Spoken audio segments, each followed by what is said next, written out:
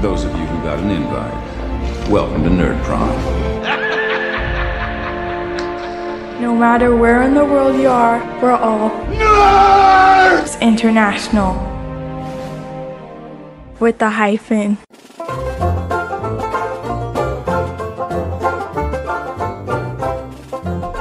The Murder Hobo Show presents. Sit yourself down, take a seat. All you gotta do is repeat after me. ICRPG. 1, 2, 3. ICRPG. 1, 2, 3, baby, you and me, girl. All right, if you're still here after that sweet intro I just sang for all of you, let's get into this bad boy. But first, here's a sweet ass lick of my kid playing some King of the Hill.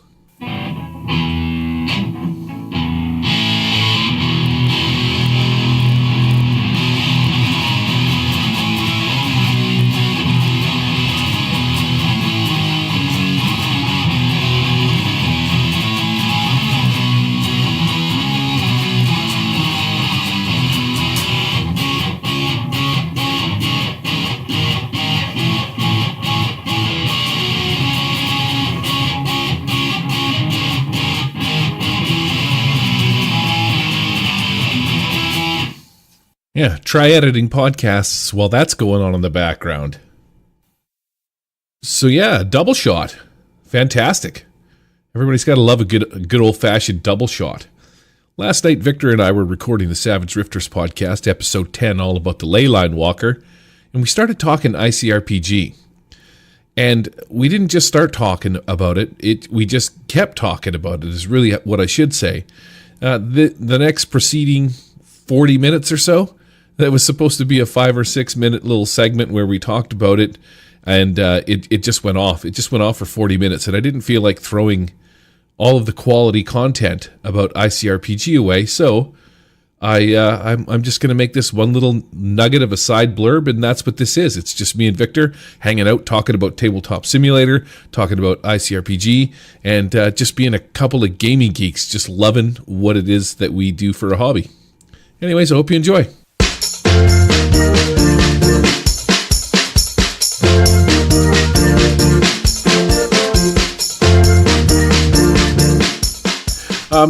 ICRPG, if you haven't checked it out, head over to the Google Plus page and check it out.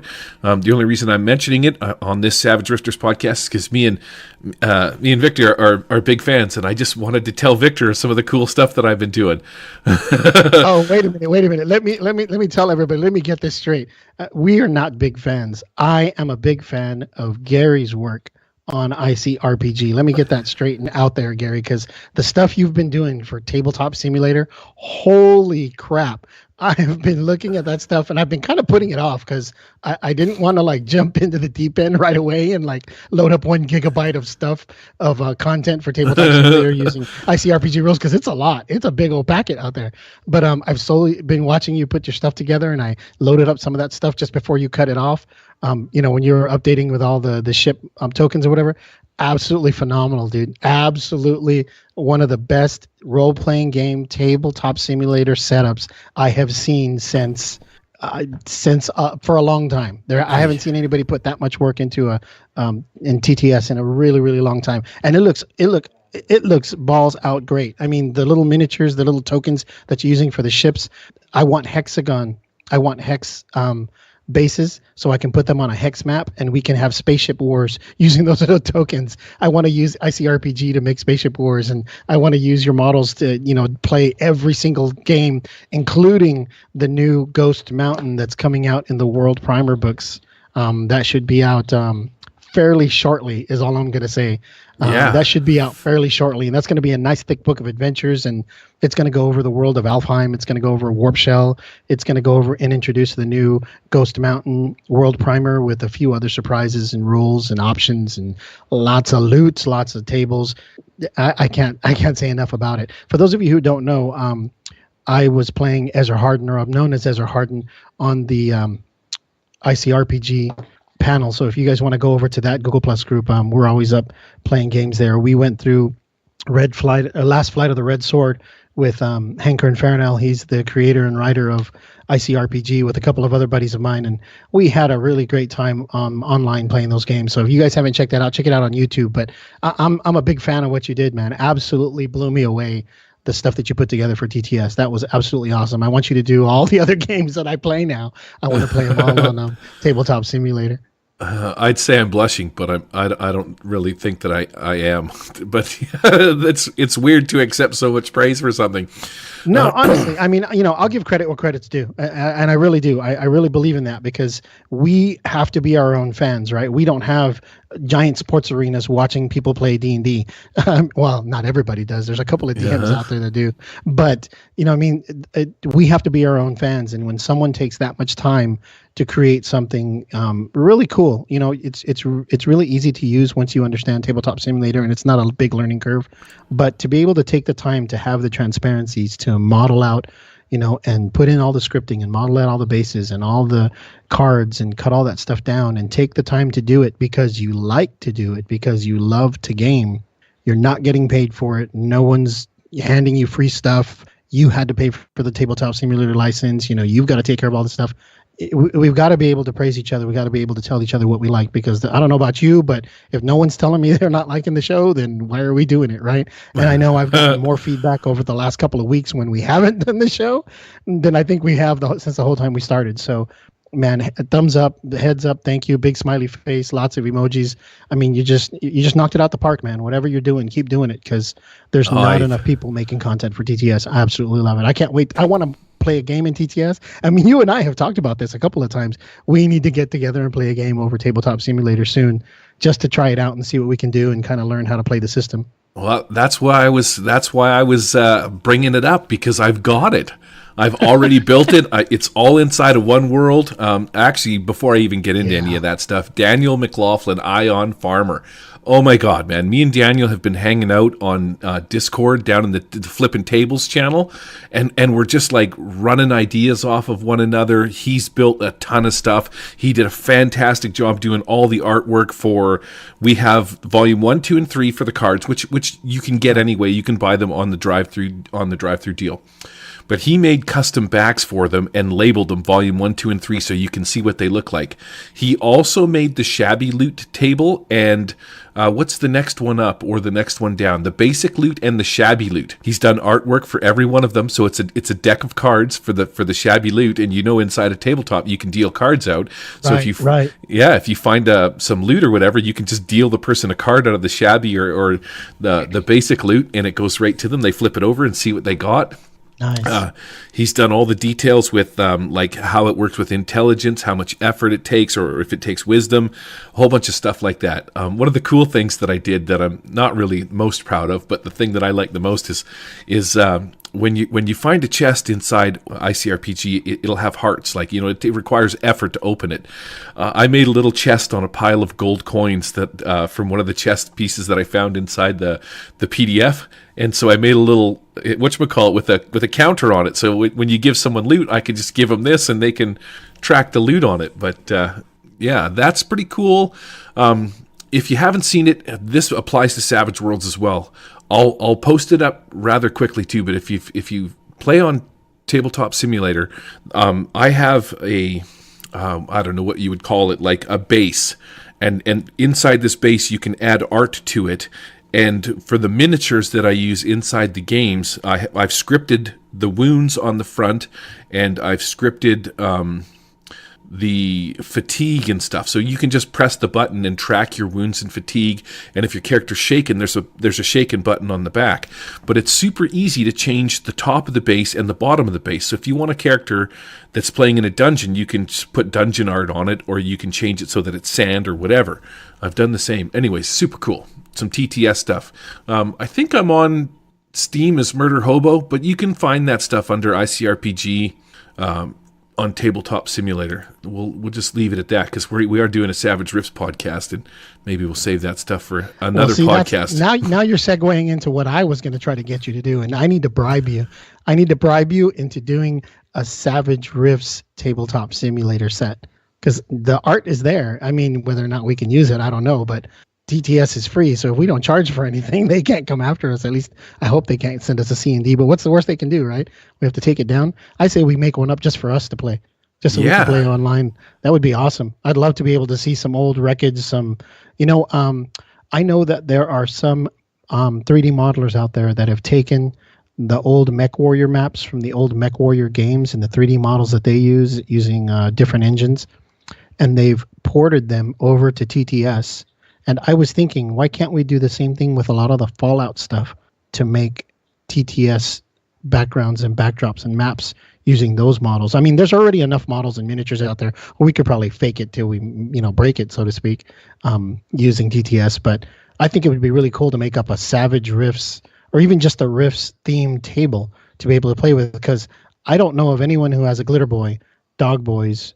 You could get away with some Stormtrooper stuff for some Coalition soldiers, but like Leyline Walkers and, there's demon monsters out there. You can use those. But a lot of the monsters and a lot of the places and a lot of the vehicles, those don't exist other than in the artwork.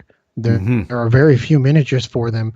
And I know Blaze Ingram is really involved in getting those Rifts models out. There's another artist that they're putting together, I think, a Rifts board game that they talked about the middle of last year. And I believe they canceled that to be able to finish out all the art and everything else. There was some issues with getting that started. But I know they're involved in putting that together. I've seen some of the 3D models on Facebook, and he's shown me some of the stuff like the UA1 Enforcer for the giant robot, or one of the giant robot vehicles that you can pilot in Rifts. One of the Coalition Soldier Sky Cycle pilots, the actual Sky Cycle model, absolutely awesome. I would love to see those in TTS and be able to put together a Rifts game using some of those basics. But there's a lot more involved with the Rifts, because it literally runs every genre, right? So you got superheroes, you have sci-fi guys, you guys in power armor, robots, you have fantasy elves, you have dwarves, you have dragons, you have dog boys. And then you start talking about all the vehicles and power armor. It gets exponential. So I think that's why a lot of people haven't approached that particular type of game to be able to run it, because there's thousands of stories you can play in it. Clearly, we've shown that over the last year and all the content that we put together just amongst a small group of people that enjoy the game. But that would be awesome, man. Next to ICRPG, I would absolutely I would pay someone to be able to put that together in TTS, because that would be absolutely phenomenal. There's a heck of a lot more content that's available for that. I'm thinking, if I spent the time skimming through the workshop or even talk to Daniel about it. I know, like, none of us know how to do modeling or any of that stuff, but I bet you Daniel could probably skim through the workshop for Tabletop Simulator on Steam, and he would probably be able to find some stuff that would makeshift it, because he's just got this knack for finding things. And every time we get together and hang out, he shows me some cool new item, and he's found some scripts and some thises and that's, and it's pretty cool. Yeah, I absolutely adore the way.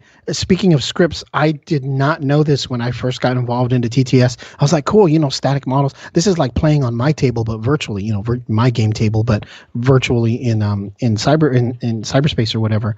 In altered reality, like they call it. But I did not know some of the models can be animated. Some of the models, the actual miniatures, like the dragons, will animate their wings when they move, or they'll, like the ogres and the trolls. There's some models that are animated when you move them on the game. They like walk, and they'll strike and they'll die. They only have like 3 animations that you can give each model, but some of them can do that. And I went looking for them, and I absolutely almost fell out of my chair, going, "That's awesome! Did you see that knight die?" And I'm sitting here just killing him and killing him. And killing him. I was like, we need to have that for all the models. Yeah, in the RPG kit that they have on there, you can find it right in the base thing. They have like bears and rats and a few other things. And the 3 poses are basically just regular. Then there's attack, and then there's dead. And those are the 3 ones you get. Yeah. It's just a matter of pushing 1, 2, or 3. But when you do pick them up off the table and move them, they do this thing where they walk and stuff, which is pretty neat. Yeah. I thought it was pretty cool. I know there's a lot of work involved in getting the animations and all that other stuff in there, but every day I find something on Tabletop Simulator. Every time I open it up, there's something new. There's some new set. There's, like I said, I've seen a lot of the old Mech Warrior miniatures show up in that game, so you can play the old Mech Warrior war game in cyberspace. I'm a big fan of miniature war games, so everything from Mordheim and Warhammer Fantasy to Warhammer 40K, the Infinity miniature war game, War Machine, Hordes. You name it. Those are all the big hitters, right? But there's gobs and gobs of miniature war game stuff that you can play in that game. Absolutely love the way it's just a sandbox and you can throw whatever you want out there and play whatever games you want. There's no rules, right? There's no rule set. There's no books in the game that you have, or in the video game, or in the simulator that you open up. You and your partner have to have the rule books or know how to play the game, just like you would if you opened up a Hangouts chat and started playing a game of D&D with each other. You each have to have the rule books to be able to play it. But for some of you who are not TTS savvy, that's kind of what it's like. It's a virtual table where you can put your miniatures and models, and you can put pretty much any picture or map you want on the ground. And there's lots of tools to let you roll the dice in virtual reality, and everything else is just a matter of conversation between you and whoever else is around the table.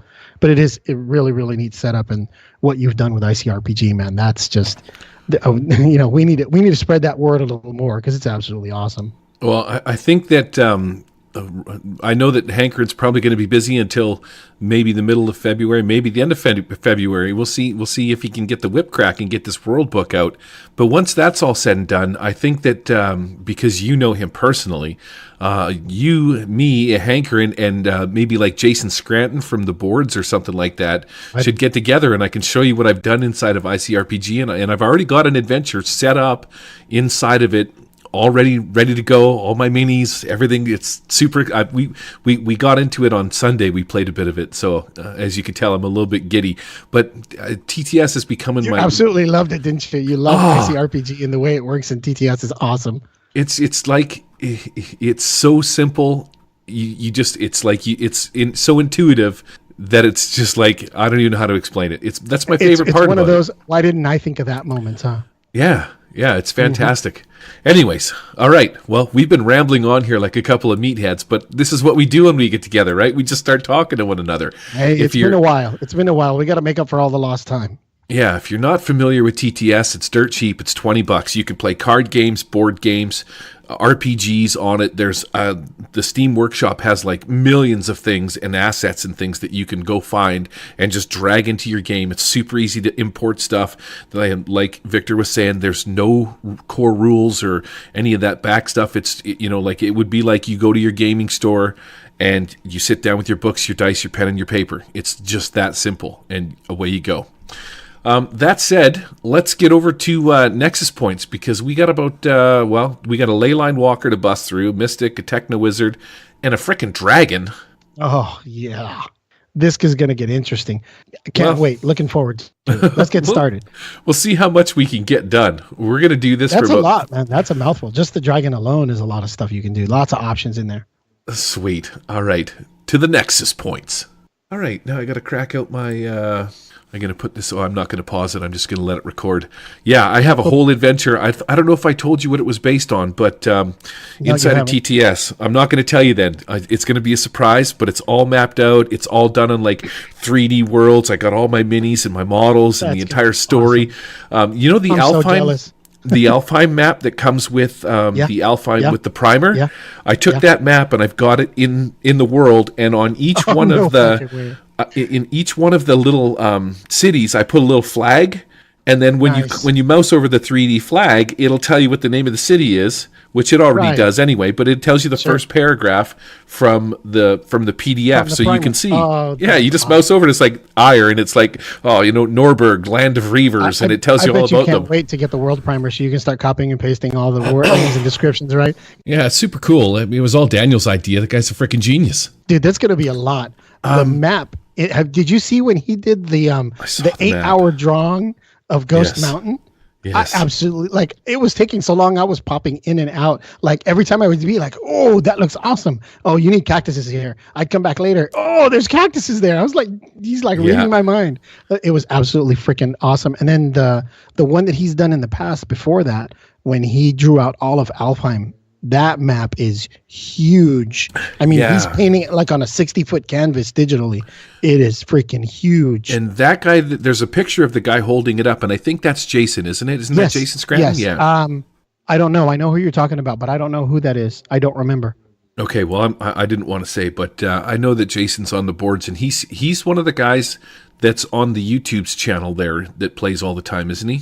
Yeah. He plays Yeah. a lot on YouTube. He plays a lot live. He's played with us. He was one of the original guys to play in Last Flight of the Red Sword in the original opening of that when Hankerin and I and oh gosh, I hate it, but I'm running short on names here. But a bunch of the guys that we got together, I think it was Jason Scranton, Alex Alvarez, Hankerin Farinell, and myself, and Matt something.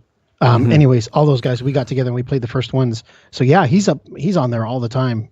He's really, really active on the index card role-playing game. Yeah, no, I'd like to get together and run a game. I want to get my skill up in ICRPG a little bit more, and I want to tell you all about my adventure on Sunday because it was just so freaking awesome. Yeah, it's so funny because you're like ICRPG, and I'm like, yeah, whatever. Fuck off, Victor. I don't care. I don't want to hear about it no more. And then I read it, and I'm just it's like... It's not the first time people have told me that, but every single one of them come back later going, you know what, you stupid little smartass, you were right. Yeah, you nailed it, buddy. It's pretty much. I've been there, done that. It's so funny because it's like you don't even have to think.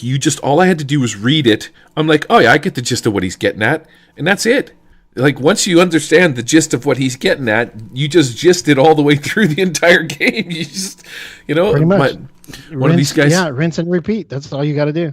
Cast a spell, and he wanted to knock this thing off. I'm like, go for it. He does it. He hits his target number, blasts this thing off, something or other, shoots another guy with it. I'm like, oh yeah, it's fantastic. Too easy, right? It's too easy. And yeah, what normally would take you in D&D half an hour, 45 minutes of a 2 or 3 round combat, 10 minutes. You're like, as a GM, it's so much pressure because now you have to constantly be ahead of the game all the time, every single turn, because not only does the players feel the pressure of the timer and the turns and all the different things that they have to do, but you feel the pressure because as soon as you end this encounter, you have to keep that pressure on them in the next encounter, and you have to continue that pressure on them in the next encounter, whether it's minutes, hours, or days of the turn time that you're going through. It's just non-stop gaming. I've had more fun in 2 hours playing with the guys online than I've had on any other role-playing game system, just about bar none.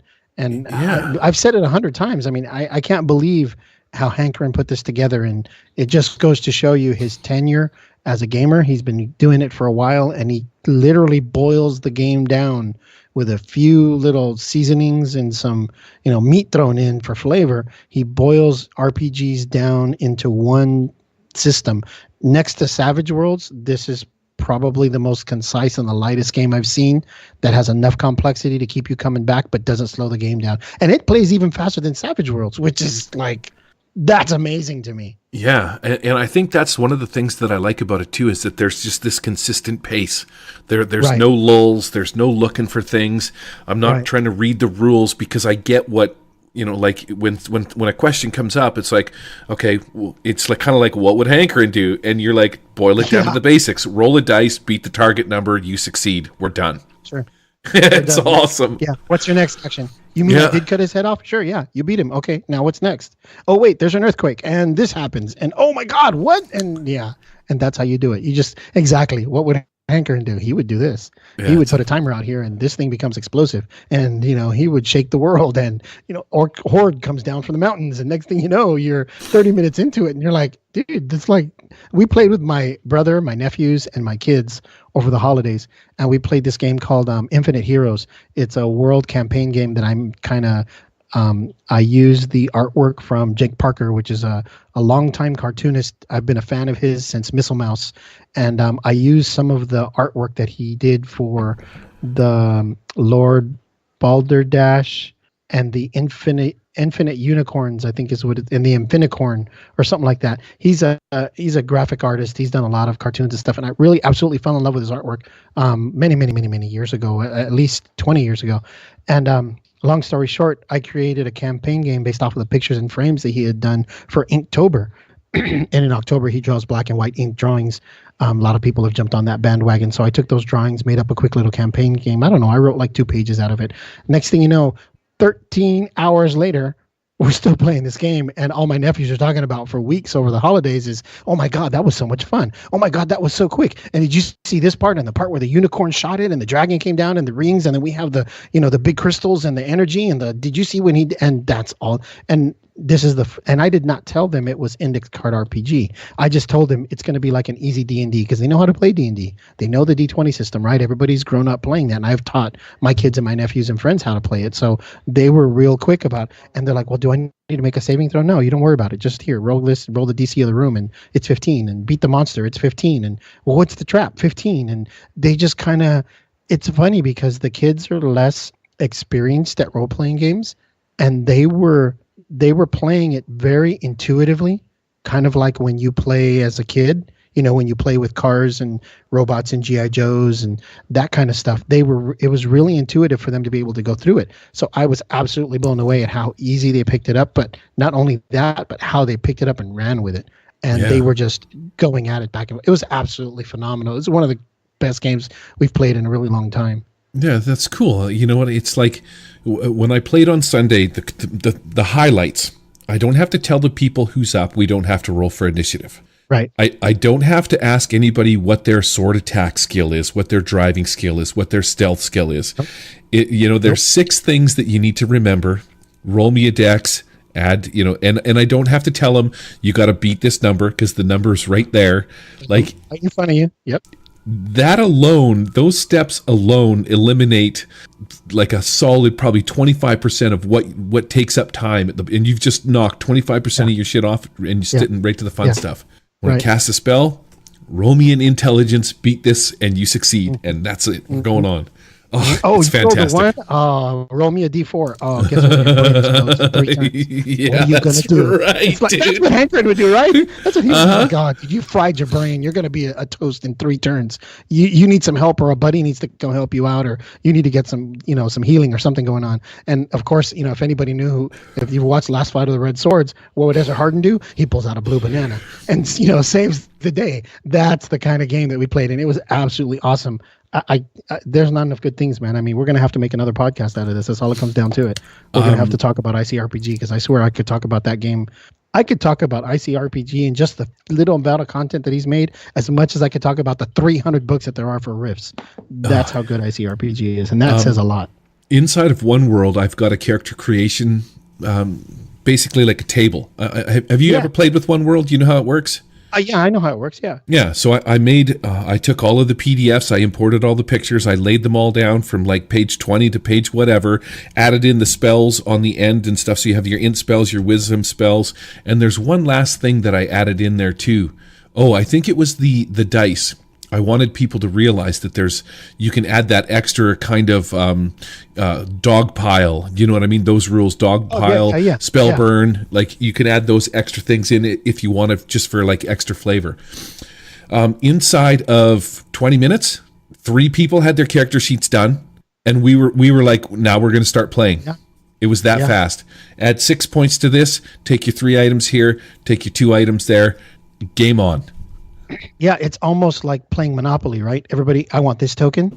Give out your money to everybody. Lay out the board. Here you go. Here's your starting cards. Roll dice. Let's go. It was the same thing. It absolutely blew me away when I sat back and I started to analyze, because I've been GMing for so long. Every time I play a game now, I'll sit back after the game's over, after things quiet down or people go home, and I'm like, all right, what did I do wrong? Or what did I do right? What did they like? I start second guessing myself and looking at that kind of stuff. So I start analyzing how the game went.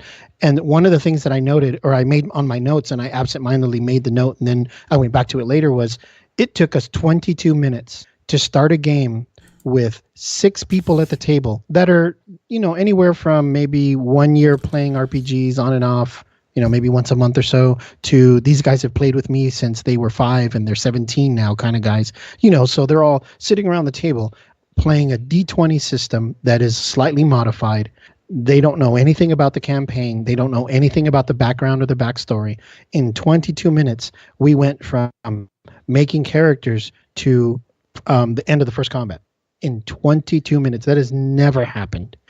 I discussed everything with them. I gave them the highlights, just like the world primer, right? You give them just a few nuggets to chew off of, and they bit on it and went with it. They're like, oh, that's awesome. I can do this, and I can use like laser swords like Jedis, and we can do guns. And what do you mean unicorns that shoot? And what the hell are, stones? And what are these rhodocron crystals? And how does that all work out? What do you mean I'm an infinite hero? I don't get it. And what the heck is a relic weapon? And, they start talking about all this stuff, and next thing you know, they're completely making up the parts of the game that I hadn't even thought of yet. I had just given them inklings and pieces and rings and runes and the star rings and all kinds of these words and language to use. And in 22 minutes, we played a 7-round combat and went from no characters to hand me that dice. We're going to go to round. We're going to go from here, go to this mountain, rescue this person, take this person away, hopefully not kill no one. I mean, it's absolutely phenomenal. I've never had that happen before with a group of people that normally get together. We get together maybe half dozen times a year as a family, different places, different times, different houses for different reasons. Somebody's birthday party, everybody went home. Okay, let's play D&D. That's what we're waiting for. I raised them right. But my brother, I've been playing games with him since since I was 10. So, I've been playing games with him on and off for years, and he's like, I don't know what you did and I don't know what you wrote, but that was awesome. I've had fun at the table with you for years. He says, and he's you need to keep things moving with him, in order for him to keep his attention span. It's not that he has like ADHD or anything. He just likes the action. He wants it to keep moving. When it gets lull, he gets bored. And I don't blame him, right? We grew up, there's like my kids, they grew up in a video game century. So they want everything bang, pow. Everything needs to happen right now, all in the next few seconds. And with role-playing games, you have to have some patience to be able to develop. Even he said, dude, the whole time I was in it. I was in it to win it, and I could not step away from the table because I didn't get bored a single time. And he knows it. But he absolutely loved the game. He told me, my nephews, he's like, the kids are still talking about it. It's been a couple weeks now, and they were just asking me the day when we're going to play again. When can we go over to play again? Because we want to play that game again. And I love my nephews and my kids to death, but they're pretty good gamers. And I was absolutely impressed with the system on how it was able to take something out of my imagination based off some drawings. We throw some rules onto it, and everybody and away just you went go. with it. And it was great. It was great. It was a great game. It's impressive. On Sunday, Harrison Hunt, who we do the Wild Eye with, he'd never played it before. He has bought it, and I think he's kind of skimmed over the rules. But Daniel, Ion Farmer, who I've been hanging out with and building stuff with, he has like a firm grasp on how it works. And just the difference in the two players and the way they played. Daniel would say things like, I'm going to go check over here for loot. Like, he just kind of knows that's how this game is meant to be played. Like, it's the loot. So he's doing stuff over here. He's creating his own stuff. Harrison's kind of hesitant to do things, and he keeps asking me, can I shoot this thing off of this thing? And I'm like, yeah, absolutely, right? Whereas Daniel, because Daniel knows, like, he gets it, he's like, sure. I want to do this, and I'm going to do this, this, and this, and here's my roles. And it's just like, wow, it's like so cool. Anyways. It's so much easier, right, as a GM, because you don't have to make those decisions. They're making for you, and they already intuitively know what to do. They don't ask you going, what's the hit bonus for this and the penalty to dodge? And can I do this and move at the same time? Yes. They don't even ask you that. They're just, I move short, here's the banana. I move near range. I'm going to shoot at him. He's that far, so I get a penalty, right? And I roll the dice, and I rolled a 12, and it's a 12. So I hit him, and next thing you know, everybody's standing around the table, shaking their arms, and they're going, yeah, and making high fives. And that's the kind of game we had. And it's absolutely awesome how it can be replicated every single time in all these different worlds. When I pulled out the banana and showed Harrison, like, you can move, because I have a banana in game. I'm like, you can move the distance of this banana. That's near. Anything else is far. He was like, anything shorter than the banana is close. He's like, a banana? Right up on it. I'm like, what? I'm like, yeah, it's a banana. That's how you judge the distance of a banana. So, it's just, anyways, it's freaking cool. Oh yeah, I know how you put the banana up on the up on TTS also. Yeah, that's pretty sweet. Okay. Stop talking about ICRPG. I think I could make it blue. I think I can tint the banana blue. I'm not 100% sure, but I'll look into it. You should make it blue bananas. Yeah, remember? Blue bananas. Everybody who's been on ICRPG knows what that's all about. Oh, it's fantastic. You know what? That wasn't even planned. A lot of people think that I did that on purpose, or I had an idea about it.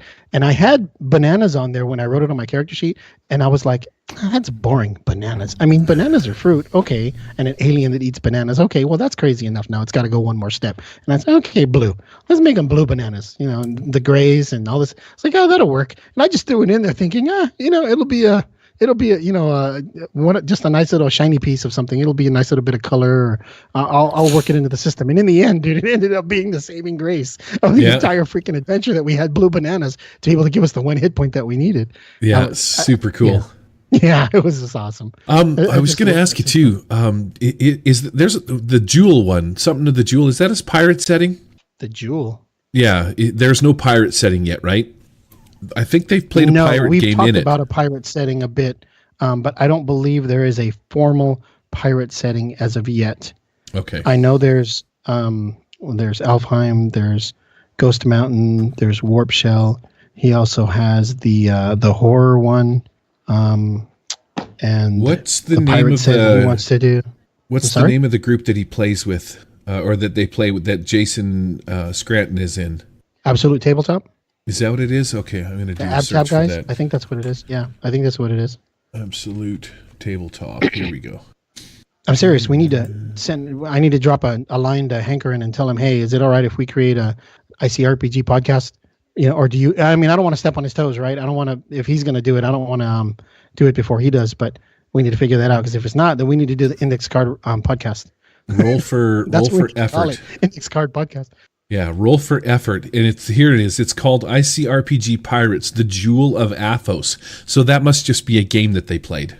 Yeah, that's probably just a game they put together. I don't think it's a formal world.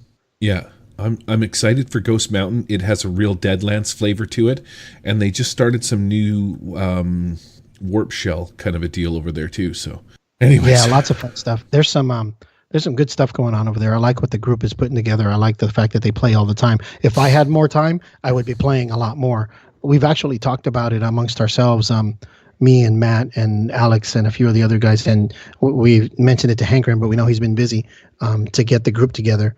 To get the old Warp Shell group together and go back and play some more games, maybe back in Warp Shell, or maybe make some new ones and play in the new Ghost Mountain. I don't know what Hankerin has available, but if he's listening, he needs to give me a buzz or let us know if he can play, or he has time to play with us, and see if we can play with some of the new World Primer stuff from the new book that he has coming out. I can't wait. Yeah, I told him already. That's a done deal. I'm ordering the book to print the day it comes out. Have you got make that #1 for weeks? Did you buy Ironheart, the card game? I haven't yet. I've been sitting in my box over there. It's the one thing I haven't even pulled out yet. That's the one thing I haven't bought of his yet. Oh, we're not going to talk about it then. All right, Nexus points.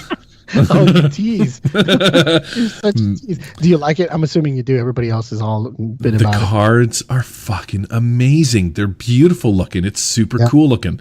I watched him play it. The gist of it, pick one up, play one, pick one, play one, is super simple. Just the idea. And the artwork is fantastic. They're all color. The cards are beautiful. I got them printed from from THRU, which is cool.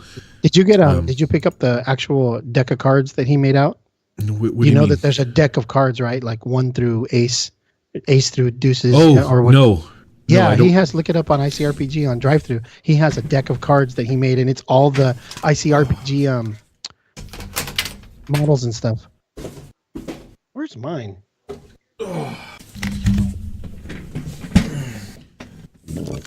Okay. Yeah, I don't think I got it. I think that these cards that I picked up aren't that deck. Yeah. No, the ones on the right in the box. I'm here. I'm listening to you. I was just trying to reach over to my son and get him some. You don't have these, right? No, I don't. Those, no. Yeah. The Ironheart first deck. Those are awesome. I love the art that he did on them. They're so cool, all in color and whatnot. The second one and look at this. Yeah, that's awesome. It's poker cards. It's a poker set. But you know what I really want to use these for? It's Ghost Mountain. Yeah. I think that would be awesome. I was actually talking to him one day, and we were going back and forth on some just stuff. And I was like, hey, let me show you something. And I sent him an Illustrator file or Inkscape file of some playing cards. And I'm like, hey, I'm thinking about making playing cards using your models. And he's like, oh, you're going to beat me to it. He's like, oh, that's it. I'm going to have to do it. And by that afternoon, he had sent me a sheet of the test. He's like, hey, what do you think of these? And I'm like, those are awesome. When did you do that? He's like, I just did it this afternoon.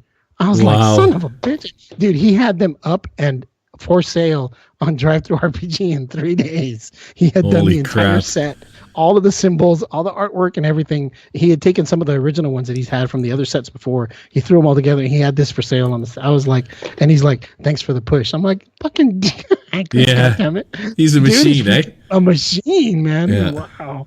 All right. That's awesome. It's All right, 9 let's get o'clock, back Victor. to it here. Let's get back to it. We're supposed to- I knew we I'm were going telling to do you, this. We need to do it in the next podcast because I'm serious as a heart attack. It needs to happen because there's nobody out there doing it. There's nobody out there talking about it. No, I'm not necessarily the biggest fan, but I'll tell you what, I'm a big fan. And based off of what you've done and the stuff we've played or whatever, I'm sure we could talk about ICRPG for a while. Let's At least I throw it hope. together Sunday night. I've got the That we can sounds pick cool. a You know what? chapter. Let's put together a document. Let's spitball some stuff back and forth. I'm free most of this weekend, so it shouldn't be a problem. There's no reason why we can't sit down and record something. I just want to make sure we, just like this, let's formalize it. Let's put it in a document. Let's kind of figure out what we want to talk about, how we want to talk about it, and not just sit here gushing like a bunch of schoolgirls about all the cool, nifty, glittery stuff that we just picked up. See what we can do. Maybe make it a series and where we talk about Alfheim, or we talk about the system, we talk about the paper models, we talk about what index card is all about, and the actual index card, the actual index card maps that he uses or the tools that he uses to put that together.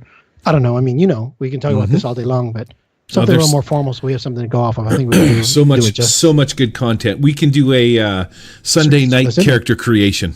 That's the topic. That's going to be all of 5 minutes because we Well. do like 10 characters each, one for every world. It doesn't take long at all. Think it's going to be 10 minutes, but when you look at the characters, build a characters, the basic starting equipment, Alfheim, there's 20 some odd pages of. Yeah, but you know what though? When it comes to the characters, for me making characters, particularly in ICRPG, it's gotten to the point now where it's not even about the stats anymore. It's not. No. I write the story out. I figure out what I want to do. I change it. We're gonna start a Pathfinder game I have tomorrow night, and it's my gaming group gets together every 2 weeks, and we're gonna start a Pathfinder game. And one of the new guys is gonna GM the game for the first time, and they're all looking at my character sheet, and I have like an entire page of backstory and 4 or 5 pages of Pathfinder stuff. I mean, it's Pathfinder, right? It's complex. It's got. I had to pull out a calculator and figure out some math and do all that stuff. But I was talking about it, and they're like, "How do you make up this character?" I was like, "You know what? Honestly, I went through 6 races and like 12 different classes before I finally came up with the right combination that would fit what I had in mind." And I came up with a halfling arcanist, kind of a mixture between a sorcerer and a wizard, and he's a halfling, so it's going to be an interesting little game. But either way, just to come up with that kind of stuff, I'm like, this is taking too long. I want to play ICRPG. I see these. Oh, okay. Never mind. We're not talking anymore, Victor. We're not doing it. Yeah, Here we we'll go. be here all night. Thank you very much, folks. You guys have a great time. It's great talking to you, Gary. We'll see you later. Right? It's been 54 minutes, and we've mostly talked about ICRPG. We still haven't. We talked about a lot of other things too. We talked about the Rifts community. We talked about It was the 20 Rifts minutes.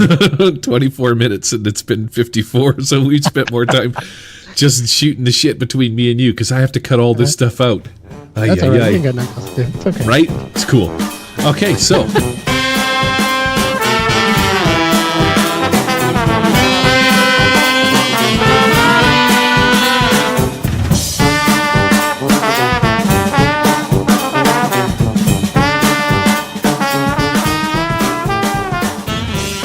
All right, and there you have it. That concludes like 40 minutes of me and Victor just talking to one another about ICRPG, about Tabletop Simulator, some of the things that we're going to be doing here. I don't know if you guys were paying attention to that or caught it at the end, but I think me and Victor are going to start up an ICRPG podcast coming up. Probably do some recording Sunday night. Maybe get a 3rd episode this week within 7 days of the old Murder Hobo show. That would be top notch. Not for me, because I'm doing all the freaking work here, but maybe for you guys. Because then you could listen to the sweet sounds of my masturbatory voice.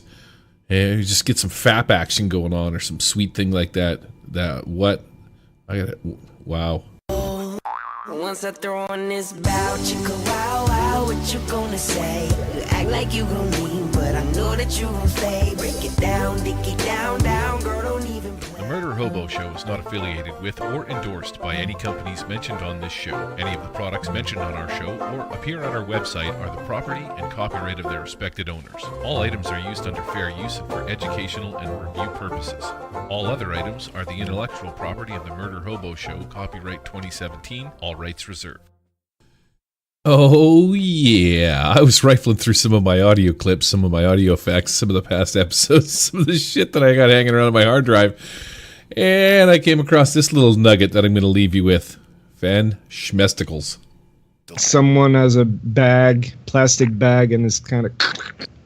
I'm the only one here in the closet, so... in the closet. Frank, come out of the closet, man. It's okay. It's 2017. It's okay.